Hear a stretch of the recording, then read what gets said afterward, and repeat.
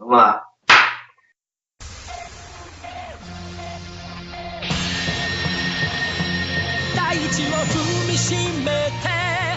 Olá, bem-vindos a mais um Samurai Massive Podcast. Meu nome é Calu. E o meu é Rodrigo. E hoje a gente vai falar sobre Hunter x Hunter, um dos mangás preferidos da gente. E que, assim, recentemente voltou, né, de um grande ato que ele teve. E a gente vai falar um pouquinho da nossa história com esse mangá também. A gente não vai ficar detalhando e fazer um podcast muito longo aqui sobre Hunter x Hunter. A gente quer só mais falar um pouquinho de como esse mangá, o que esse mangá é pra gente. E da relação que ele tem, porque ele voltou agora, né? E o Rodrigo, assim, eu não li o capítulo atual, eu vi só até a parte do anime, eu li um pouquinho depois do anime, mas eu parei, né? O Rodrigo leu e ele quer comentar algumas coisas que ele tá achando da parte, quer ver o que vocês acham também, então a gente vai por aí. Rodrigo, conta pra gente um pouquinho sobre o que o Hunter x Hunter é pra você, onde você tá. Hunter, pra mim, assim, é um dos melhores shonens, né, de todos, assim. Infelizmente, né, ele é um mangá, assim, a qualidade no texto dele é muito superior a algumas outras partes, né, tipo, o traço dele é inconsistente, né, a periodicidade dele é mais ainda, né, então é um pouco sofrível acompanhar ele, né, eu já acompanho ele há um bom tempo, eu já vivi aí alguns hiatos aí, algumas épocas de hiatos dele, né, e assim, mesmo assim eu ainda continuo gostando pra caramba, porque toda a parte, né, que já foi construída de Hunter é muito, muito consistente, é muito boa, assim, tem uma qualidade excepcional, a parte de vários mangás shonens atuais, assim, é um mangá muito diferente do convencional e ainda assim extremamente popular, né, isso que é surpreendente, né, um dos mangás mais vendidos lá do Japão. Então, assim, ele é muito bom e mesmo com as inconsistências dele, eu continuo amando ele de qualquer jeito.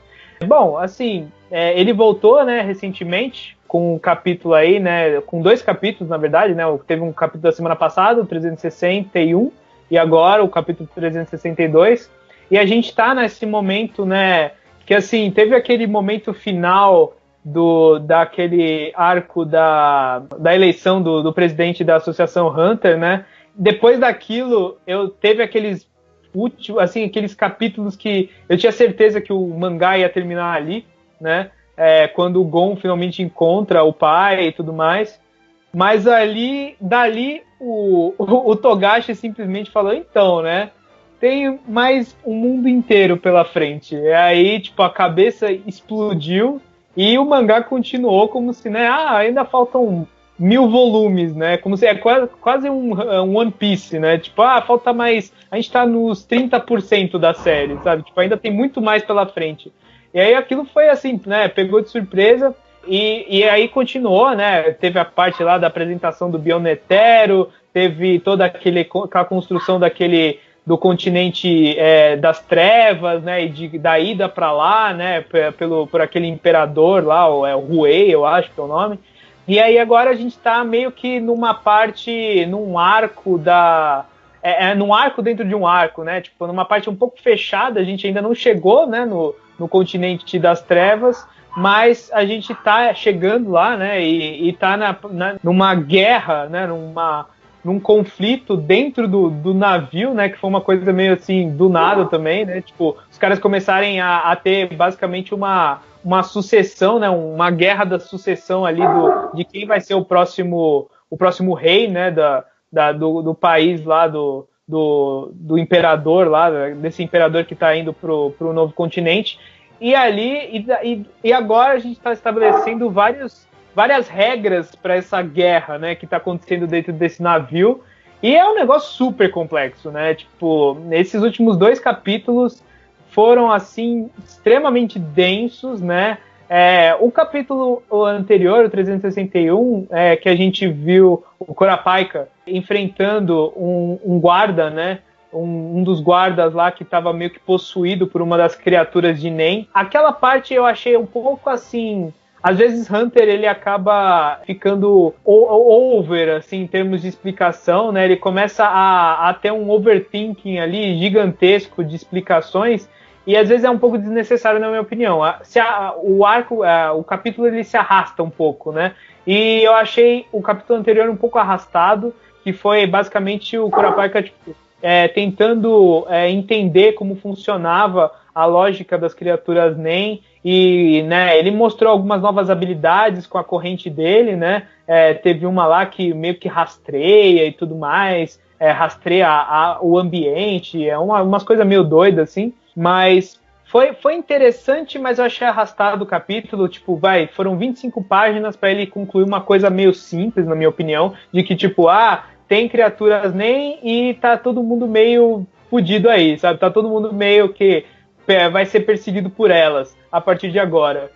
Aí depois, né, no finalzinho do capítulo anterior, a gente já começa a ver um pouco do contexto, né, dos outros príncipes, né, que estão ali no navio, e como cada criatura que foi implantada por eles através daquele pote, daquele jarro no começo do arco, né, que todos ali comeram uma coisa, uma substância, e dada pelo imperador, e falou que, tipo, aquele negócio que eles comeram ia dar poderes especiais. Agora a gente sabe que, na verdade, era como se fosse um ovo que se chocou dentro deles, e agora eles têm essas criaturas de NEM, né? Que basicamente são as criaturas de NEM, elas são a manifestação de não de poder, né? Mas de ambição de cada príncipe. E elas que vão acabar, elas vão ser meio que os bichos que vão atacar os outros príncipes, né? Se esse príncipe conseguir controlar essa criatura. É meio complexo, né? Meio difícil de falar isso. Mas, assim, então, no final do último capítulo a gente viu alguns, né? Teve uma princesa que a gente viu, ela tá costurando ali, já tem um bicho atrás dela. E um dos príncipes que não queriam, né? Porque não são todos os príncipes que querem essa guerra, né? Que querem ver esse conflito de família acontecer. E um deles, esse príncipe, né? Que é o nono, né? Da hierarquia aí, o Harkenberg. Ele é o primeiro a falar que ele tá fora dessa batalha de sucessão, né? Ele fala pro imperador. E aí a gente vê nas costas dele o bicho dele, né? Que é um bicho meio centauro, minotauro, né? Um centauro com um olho só. E aí o imperador ele só tá zoando, porque assim, o interessante é que a pessoa ela tem que saber controlar NEM para poder visualizar essas criaturas. E não é todo mundo ali que, né, a maioria dos príncipes, na verdade, não tem essa capacidade de visualizar, de controlar NEM, e os outros, assim, os poucos que tem são os guarda-costas dos príncipes, né? Tem alguns guarda-costas com os príncipes que a gente já meio que tem uma certa afeição, né? Que é, por exemplo, a da última da hierarquia, que é a Wobble, né? O príncipe Wobble, que é o que tá, o Curapaika é o guarda-costas, mas tem outros ali também, outros guarda-costas de outros príncipes que também sabem controlar. E isso, né, se estende, essa parte toda, essa complexidade toda se estende para o capítulo seguinte, que foi o capítulo dessa semana, e que, na verdade, eu achei extremamente superior ao capítulo anterior, porque ele contextualiza muito mais a situação, né? Ele mostra muito mais a situação de cada príncipe ali, a motivação de cada um, né? Tem alguns ali que não estão sabendo, né, o que está acontecendo desse negócio de criaturas, tem outros que sabem e já estão formando alianças entre eles, enquanto o imperador ali, ele só está vendo a coisa acontecer e, né, toda essa guerra faz parte de uma certa tradição da família dele, né? Isso já acontece há algum tempo, né? Ele também tem a própria criatura de NEM, né? Que a gente viu há um bom tempo atrás, né? No volume 33, quando aparece a criatura dele, é uma criatura grotesca que mistura órgãos genitais, assim, é um negócio bizarro. E aqui a gente vê, tipo, cada criatura de cada príncipe, e a gente tem uma certa mais, assim, um contexto maior sobre a função dessas criaturas, né? E também sobre alguns que não deviam, assim, tipo, a criatura é poderosa demais, né? Que eu acho que é, assim, o ritmo do capítulo é interessante, porque, né, ele seria simplesmente um capítulo de explicação se não fosse o final, que eu acho que ele tem um certo ápice, na explicação dele, né, na explanação desse contexto todo de criaturas e os príncipes, porque uma das guarda-costas de um dos príncipes, né, que é o príncipe, eu não sei falar o nome desse cara, Tserienich, alguma coisa assim. Ele é um dos principais candidatos, né? Ele está no top 5 aí da hierarquia, são os príncipes mais gananciosos para conseguir o trono, né? E os 5 que estão com mais vontade de ir atrás de guerrear os outros. E ela é guarda-costa dele, né? Desse Tse, não sei o que lá. Vou chamar ele de Tse, porque as 3 primeiras letras é mais fácil de eu falar. Esse Tse aí, ele não consegue controlar nem, né? Mas ela consegue. Ele vai lá para pedir para ela ensinar, né, ele a controlar o Nen. E aí ele conseguir controlar a criatura dele, de Nen. Só que aí, quando esse bicho aparece para essa guarda-costas, você, né, tem esse impacto visual que o Togashi deixa uma página inteira só com a criatura encarando a guarda-costas. Eu acho essa cena foda, assim, né, extremamente grotesca e assustadora, né, de alguma forma. E aí, né, ele pede pra ela treinar ele e ela vê que ela não tem alternativa. Só que o problema é que, assim, tipo, se ele conseguir controlar Nen, tá todo mundo fudido ali, sabe? Tipo, ele vai ser uma criatura uma criatura letal ali no meio desse navio, né? Então ela tem responsabilidade de basicamente ensinar pro cara uma coisa que vai ser muito complicada depois, dali pra frente, né? Então eu achei muito bom esse último capítulo, e ele determina aí o que a gente vai esperar desses próximos capítulos, que vão ser, eu acho que, basicamente esse conflito, né, interno aí da família real, né, dos príncipes, e vamos ver o que vai acontecer, né? Tipo, o Togashi, ele sabe muito bem estabelecer as regras do mundo, né, e depois usar elas de formas totalmente engenhosas e complexas, quase como um jogo de xadrez ali, né? E aqui a gente tá basicamente num jogo, assim, de xadrez, assim, né? Que tem muita estratégia ali. Se você move um cara, se você dá informação para um cara, ele pode usar contra ou a favor de você. Tem um ou outro que tem um certo privilégio, que é manipular o Nen, né? Como o Curapaika. Enquanto isso, os outros são mais frágeis, né? O Curapaika tem que ajudar eles. Então, assim, tá bem interessante o cenário que o Togashi construiu. E a gente nem chegou no continente das trevas, que, né, eu nem sei o que vai acontecer dali pra frente, né? Vai ser um negócio totalmente bizarro também. E pro futuro dos lançamentos de capítulos, sabe? Desse mangá, porque assim, o Yato aí vem e vai diversas vezes, né? Ó, eu já vi entrar e sair de hiato pelo menos umas 4 vezes. Então, o que você acha? Você acha que vai durar bastante? Você acha que vai entrar em hiato de novo? Então, eu tenho uma certa teoria que eu já dei uma olhada, assim, eu pesquisei um pouco, porque todo mundo ficou animado, né, quando voltou. Toda vez que Hunter volta, todo mundo fica animado, fala, agora vai, sabe? Tipo, mas não é assim, né? Tem uma notícia triste. Ele vai voltar pro hiato e não vai ser daqui a 20, 30 capítulos. Não, vai ser daqui a eu acho que uns 8 capítulos ele já volta ao hiato, né, conhecido da série, de pelo menos 1 ano aí a gente não ter nenhum capítulo de Hunter na Jump. A minha teoria é de que o Togashi, né, a gente sabe que ele que ele tem um problema aí de saúde, né, que foi piorando ao longo do tempo, né, principalmente na época que ele estava desenhando o arco de Quimera, das Quimeras, foi quando o Hunter começou a entrar em atos profundos, assim, de quase 1 ano, de 6 meses, e aí depois, quando terminou o arco, ele sumiu por um bom tempo. Eu acho que, assim, isso é especulação, eu não tenho certeza absoluta, mas eu acho que Hunter, ele é desenhado lentamente durante o ano pelo Togashi. Eu acho que ele tem certos assistentes, né? A mulher dele, que é a autora de Sailor Moon, falam que ela já ajudou ele a desenhar também algumas partes. Eu acho que ele lentamente progride aí nos capítulos, mas a Jump decide reunir, né? Deixar ele desenhar por um tempo, reunir os capítulos, vai dar uns 10 capítulos aí por ano, e aí eles lançam de uma vez. Aí, assim, eles lançam meio que em pacotes, né?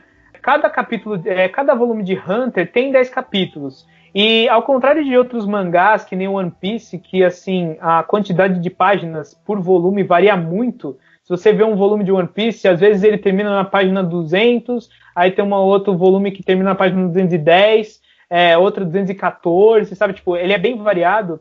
Hunter, se você vê a quantidade de páginas, ele é bem preciso, assim, 208, 210 ou 216. É bem assim, é bem na linha. Eu acho que ele faz um pacote de capítulos, os editores vão lá, eles compilam eles e lançam eles depois que uma certa quantidade de capítulos já foi lançada. Então, assim, nessa volta de hiato do Hunter, o volume 34, que está compilando os últimos 10 capítulos que foram lançados no último hiato, na última volta de hiato dele, que foi no ano passado, vai ser lançado agora.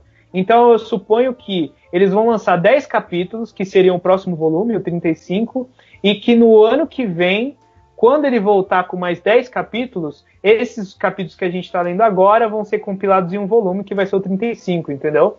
Então, assim, eu acho que é nessa lógica que a Jump está trabalhando o Hunter, por conta da saúde, né, do Togashi, e para que, né, a série não fique parada por, 5 anos, e aí volte com 30, 40 capítulos de uma vez. Eles estão lançando, a cada ano 10, e aí eles vão indo, né, até sabe-se lá quando, porque o problema da série é que ela é muito boa, ela vende demais, assim, ela não parece ter fim, né? O Togashi, ele constrói arcos que são arcos meio individuais, né? É como se fossem mangás dentro de mangás, né? Tipo, Grid Island, Chimera e agora essa parte do continente negro são, assim, poderiam ser mangás diferentes, poderiam ser 3 mangás diferentes com outros personagens, mas ele decidiu colocar no mundo de Hunter, né? Porque eles têm lógicas diferentes, eles têm propriedades diferentes, né? Grid Island tinha toda aquela lógica de um mundo meio MMO, assim, né? De um jogo, né? De um videogame. E a Chimera já tinha outra lógica. Então, assim, eu acho que ele tem várias ideias e ele vai colocando essas ideias em Hunter porque é a franquia que vende, né? O nome que vende. Mas ele poderia muito bem usar isso em outras séries. Só que, né, enquanto isso, a trajetória dos personagens que a gente gosta, né? O Kurapika, o Leório, o Hisoka, o Gon, né? Eles vão sendo meio que assim, estendidos, né? A gente teve aquela luta do Hisoka contra o Kuroro, alguns capítulos, né, no ano passado, só que alguns capítulos atrás, né, no mangá. E assim, ela foi meio que fechada, né? A luta aconteceu ali, e aquilo sumiu, né? Tipo, agora a gente tá em outra ideia, a gente tá em outro conceito, e essa parte da guerra de sucessão provavelmente vai demorar bastante, vão ser vários capítulos, e por serem vários capítulos a gente vai demorar vários anos para ver isso acontecer. Então, assim, é foda, é muito complicado acompanhar Hunter porque eu gosto muito, né? É bem legal de comentar, assim, é bem complexo, parece um jogo, né? Cada capítulo parece que ele está explicando regras de um jogo, né? Que ele vai usar dali para frente, mas infelizmente a gente sofre com esses hiatos, né? Mas enfim, né? O bizarro, né, é que ele está construindo um arco tão grande, né? Esse negócio do continente das trevas e toda essa parte da família e todo mundo indo para lá, esse novo mundo, basicamente, né?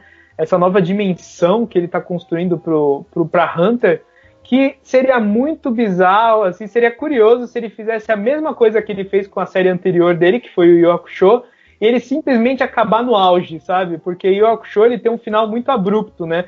Ele simplesmente termina no meio de um conflito lá, né? Vai ter um torneio lá no inferno com o Yusuke e os outros imperadores lá do inferno, e aquilo simplesmente corta para um time skip, aí já mostra o que aconteceu depois, o Yusuke já tá indo na Terra e a série acaba ali, né? É um negócio muito, muito abrupto. Então eu fico imaginando se o Togashi ele não tá construindo algo assim.